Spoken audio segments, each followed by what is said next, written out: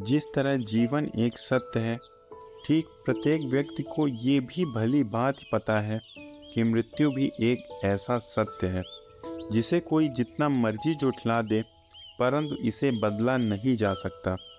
कहने का अर्थ है कि जिसने इस पृथ्वी पर जन्म लिया है, उसे एक ना एक दिन अपने प्राणों की आहुति देनी पड़ती है। इस बारे में हम में से बहुत से लोगों ने कई बार अपने बड़े बुजुर्गों से कहते सुना होगा कि मृत्यु के बाद मनुष्य शरीर की आत्मा 13 दिनों तक अपने घरों में ही रहती है। मगर ऐसा क्यों? इस बारे में क्या किसी ने सोचा? अगर नहीं तो चलिए आज आपको इससे संबंधित जानकारी बताते हैं और जानते हैं कि आखिर क्यों मृतक शरीर की आत्मा 13 दिनों तक अपने घर में भटकती रहती है। साथ ही साथ ये भी बताएंगे कि 13 दिनों तक मृतक के नाम का पिंडदान क्यों किया जाता है। बता दें कि गरुड़ पुराण में इस बारे में विस्तार से बताया गया है।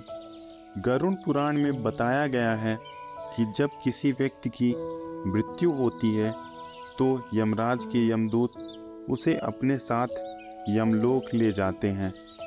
यहाँ उसके अच्छे और बुरे कर्मों का हिसाब होता है। वापस उसको 24 घंटे के अंदर यमदूत उस प्राणी की आत्मा को वापस घर छोड़ जाते हैं।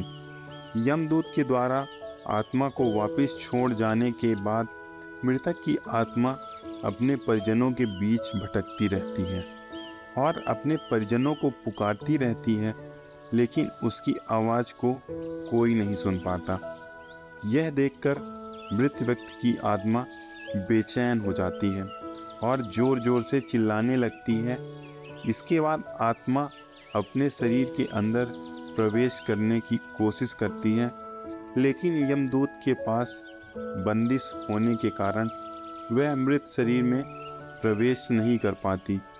इसके अलावा गरुड़ पुराण की माने तो जब यमदूत आत्मा को उसके परिजनों के पास छोड़ जाती है तो उस समय उस आत्मा में इतना बल नहीं होता कि वो यमलोक की यात्रा तय कर पाए। गरुड़ पुराण के अनुसार किसी भी मनुष्य के मृत्यु के बाद जो 10 दिनों तक पिंडदान किया जाता है, उससे मृतक आत्मा के विभिन्न अंगों की रचना होती है और जो 11वें और 12वें दिन पिंडदान किया जाता है, उससे मृतक आत्मा रूपी शरीर का मांस और त्वचा का निर्माण होता है। और जब 13वें दिन 13वीं की जाती है तो उस दिन मृतक के नाम का पिंडदान किया जाता है। उसी से ही वो यमलोक तक की यात्रा तय करता है। अर्थात मृत्यु के बाद मृतक के नाम का जो पिंडदान किया जाता है, उसी से ही आत्मा को मृत लोक से यमलोक तक यात्रा करने का बल मिलता है।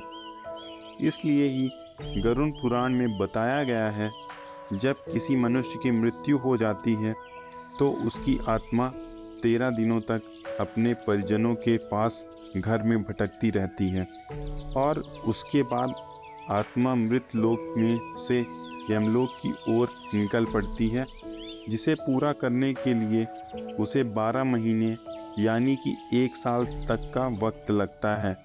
इतना ही नहीं, मान्यता के अनुसार 13 दिनों तक मृतक के नाम का किया गया पिंडदान उसके 1 वर्ष के भोजन के समान होता है।